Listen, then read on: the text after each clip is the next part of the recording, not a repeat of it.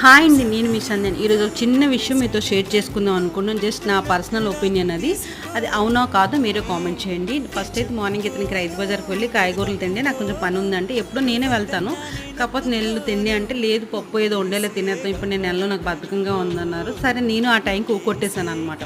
సరే తీరా మధ్యాహ్నం వంట చేసే టైంకి చూస్తే ఒక పప్పుతో ఏం పెట్టేస్తాం, మన కోసం బయటికి వెళ్ళి ఇంత కష్టపడతారు, పప్పు అప్పడంతో ఏం పెట్టేస్తానని చెప్పేసి ఆలోచించి ఎప్పుడో మిగిలిపోయిన మన లక్ష్య 2 కాకరకాయలు వండిగా 2 అయితే ఫ్రిడ్జ్లో పెట్టాను అనమాట. ఇంకేమైనా ఉంటుందేమో చూసేసరికి 2 కాకరకాయలు అయితే ఉన్నాయి. ఇంకెంతో అతనికి ఎంతో ఇష్టమైన కర్రీ కాకరకాయలు, తెల్లుల్లిపాయలు ఎక్కువ వేస్తే చాలా ఇష్టం అనమాట.